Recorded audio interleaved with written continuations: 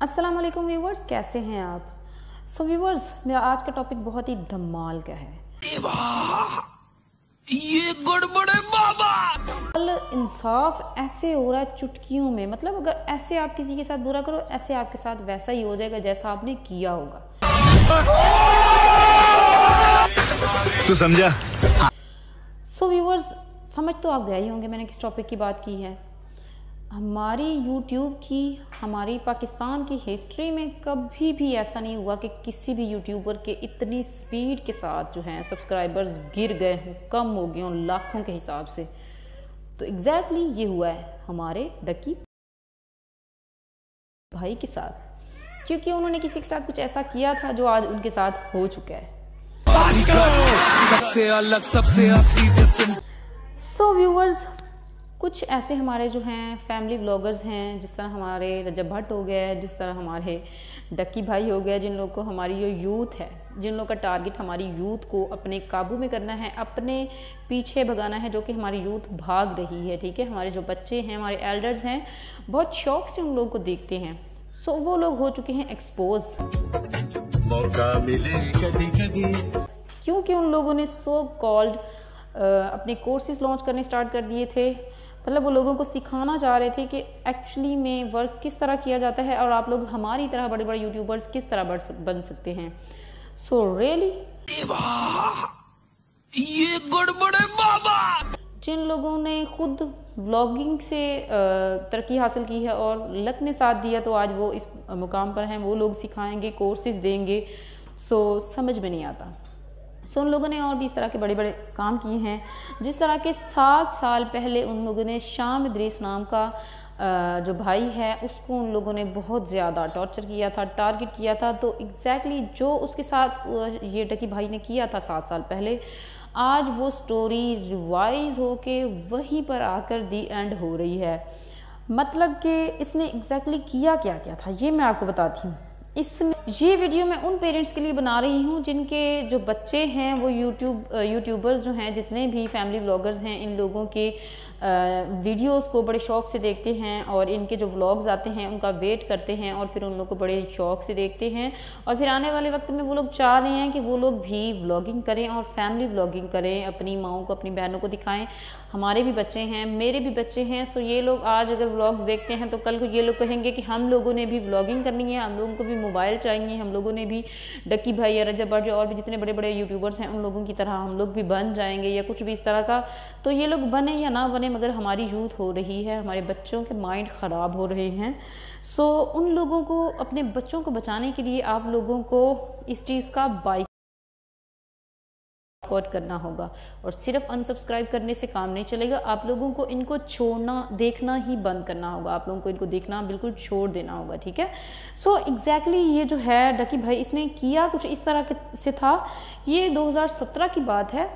तब जो है शाम इद्रीस एक बहुत बड़ा यूट्यूबर था। इसका बड़ा अच्छा नाम था और अच्छे कंटेंट बनाता था। ये अपनी, इसकी जो है मंगेतर थी फ्रॉगी, उसके साथ इसने उसका नाम लेकर उसको गंदी गंदी गालियाँ देकर और फिर उनको रोस्टिंग का नाम देकर इसने जो है अपने व्लॉग्स बनाने स्टार्ट किए और वहीं से इसको फेम मिला और वहीं से ये बढ़ता गया। इसने शाम इद्रीस को गालियाँ दी, इसने शाम इद्रीस के वालिद को गालियाँ दी, इसने उसकी जो मंगेतर थी उसको इसने गालियाँ दी। सिर्फ अपने सो कॉल्ड फेम के लिए इसने उसको गालियाँ दी और उसको इसने इस कदर मतलब कि मेंटली तौर पे डिप्रेस कर दिया कि वो बेचारा पीछे हो गया इस चीज़ से। और होता है ना कि कोई इंसान किसी वक्त बेबस होता है, वो कुछ भी नहीं कर पाता, तो वो अपना इंसाफ अल्लाह पर छोड़ देता है और अल्लाह ताला के इंसाफ तो फिर आप देख ही रहे हैं।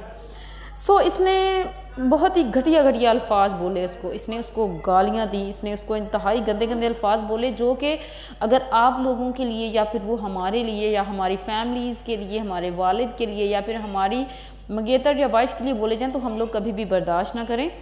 इसने इस तरह के अल्फाज बोले कि उसकी जो मंगेतर थी उसको लोगों ने सरेआम मजमू में मतलब उसके ऊपर हमले किए, उसके ऊपर अटैक्स किए और उसको थप्पड़ मारे और इनफैक्ट वो ज़ख्मी भी हो गई थी। ठीक है, इसने उसके वालिद को इब्लीस कहा, इसने उसको इब्लीस कहा, इवन कि इसने बोला कि अंकल अगर उस वक्त पर जो है वो कॉन्डम, अंकल इब्लीस अगर उस वक्त कॉन्डम पहन लेते तो इस तरह के नफसियाती लोग जो हैं वो पैदा नहीं हुए होते।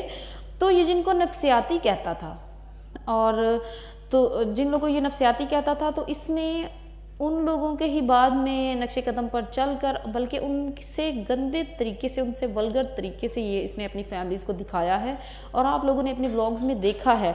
इसने मतलब गंदी गंदी गालियाँ दी, अपने कर्ट्स के साथ मिलकर ऐसी ऐसी बुरी बुरी हरकतें की हैं, मतलब अपने ऊपर अटैक्स करवाएं, फेक अटैक्स प्रैंक किए हैं, इसने फेक अटैक्स करवाए हैं जो कि प्लान्ड थे, सब कुछ नज़र आ रहा था कि प्लान्ड है, सब कुछ रीप्लान्ड होता था। ये इसने खुद के ऊपर अटैक करवाए हैं और फिर इसने उसको नाम दिया कि मेरे ऊपर जी रॉबरी हुई है, मेरे ऊपर जो है अटैक हुआ है। और हमारी मासूम अवाम जो कि इनको देखकर सच मान रही होती है, क्योंकि हमारी जो अवाम है वो इन लोगों को अपने हीरोज़ मानती है। सो लोग वही मानते हैं जो ये लोग दिखाते हैं। सो व्यूअर्स, इसने यहाँ तक बोला कि इसकी जो मंगेतर थी शाम इदरीस की फ़रोगी, इसने बोला कि हमें फ़रोगी का डांस दिखाओ क्योंकि हम जो पाकिस्तानी एक्ट्रेस है नरगिस उसका डांस देखकर थक चुके हैं। इसके अलावा तुम हमें जो है अपनी शादी करो और अपनी जो है सुहाग रात उसकी वीडियो बनाओ और वीडियो हमें दिखाओ, हम देखना चाहते हैं। ठीक है, इसने इस तरह के जो हैं अल्फाज सरेआम जो हैं वो दिखाए हैं, बोले हैं, जो कि मैं आपको यहाँ पर दिखाती हूँ, देखिए आप ज़रा। उसके बाद इसने जो ये इसने बोला उससे भी बदतर, उससे भी अडल्ट तरीके से ये जो है अपनी वीडियोस बनाता गया, ये रोस्टिंग करता गया। इसने जो है अपनी वाइफ को इसने किस तरह दिखाया है, आपने देखा है कि शाम इदरीस की जो वाइफ है, हालांकि वो कनाडा में रहते हैं, वो हिजाब के साथ अपनी हर वीडियो में आई है और इसकी वाइफ ने कहीं पर कोई हिजाब नहीं, कहीं पर कोई दुपट्टा नहीं लिया हुआ। सो आप देखकर खुद ही फैसला कर सकते हैं कि बेटर कौन है। ठीक है, उस वक्त उसने कोई रिएक्शन नहीं दिया। सो इंसान किसी वक्त मजबूर होता है, इंसान किसी वक्त बेबस हो जाता है। ठीक है, तो जब कुछ लोगों का झुंड मिलाकर जो है हमला करते हैं और सब मिलकर किसी के ऊपर अटैक करते हैं, तो अगर वो कोई इंसान अकेला हो तो वो अपना इंसाफ जो है फिर अल्लाह पर छोड़ देता है। अब इन लोगों ने सरेआम जो है वो गुंडागर्दी शुरू कर दी है, सरेआम मार पिटाई, सरेआम लोगों को घरों से उठा लेना, सरेआम लोगों के साथ ज़्यादतियाँ करना इन लोगों ने स्टार्ट कर दी हैं। जिस तरह ये लोग मिलकर इन लोगों ने अपना ग्रुप बनाया है, इन लोगों ने वो बदला ब्रदर्स के ऊपर भी उनको उठवाया, उनको पिटवाया इन लोगों ने। उसके बाद इन लोगों ने जो है तलहा रिव्यूज़ उसको इन लोगों ने उठवाने की कोशिश की, उसके वालिद को उठवाया, उनको पिटवाया। तो जो इन लोगों के ख़िलाफ़ आवाज़ उठाता है मतलब उसको ये उठवा लेते हैं, तो उसके ऊपर ये अटैक्स करवाते हैं। इसी तरह अब शाम इदरीस भाई ने वीडियो बनाई है, तो जब से वीडियो बनाई है तो इसका तो तख्ता ही उलट गया है। तो अब इन लोगों के दिमाग ही उलट गए हैं, क्योंकि इन लोगों को सिर्फ गलत करना आता है। इन लोगों के साथ कुछ हो जाए तो ये लोग बर्दाश्त नहीं कर सकते। मैं एक बात कहना चाहता हूँ कि जिंदगी आपको दुख देगी, जिंदगी आपको दुख देगी। सो अब ये लोग जो है देखिए नेक्स्ट क्या स्टेप उठाते हैं, लेट्स सी। सो व्यूवर्स, हम लोगों का अपना मतलब मसला है कि हम लोगों का मसला यहाँ पर ख़त्म नहीं होता। हम लोगों को इनको सिर्फ अनसब्सक्राइब नहीं करना, हम लोगों को इनको देखना ही छोड़ना होगा। हम लोगों को अपने बच्चों को इन लोगों को देखने से रोकना होगा ताकि उनकी जो मेंटालिटी है वो ख़राब ना हो।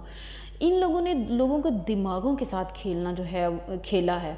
इन लोगों को लोगों की मेंटालिटी पता है। हम लोगों की मेंटालिटी ऐसी है कि हम लोग चाहते हैं कि लोगों के घरों में क्या हो रहा है ये हमें पता हो, कि हमारे हमसाये के घर में क्या हो रहा है, फ़लाँ दोस्त है उसकी लाइफ में क्या हो रहा है ये हमें पता हो। ये हमारी मेंटालिटी है। तो प्राइवेसी ब्रीच करना ये हमारी मेंटालिटी में ही आता है कि हम लोग चाहते हैं कि लोगों की प्राइवेसी हमें पता हो। तो इन लोगों ने उस चीज़ का फ़ायदा उठाया है, क्योंकि ये साइकोलॉजी है कि हर इंसान का माइंड ऐसा है कि वो चाहता है कि दूसरे की लाइफ में क्या चल रहा है ये उसको पता हो। सो इन लोगों ने उस चीज़ का फ़ायदा उठाया और अपनी फैमिली व्लॉगिंग स्टार्ट कर दी। सो हम लोगों ने अपने बच्चों के लिए, अपने बच्चों की हिफाजत के लिए इन लोगों को देखने का बाइकआउट करना है और इन लोगों को हमने नहीं देखना।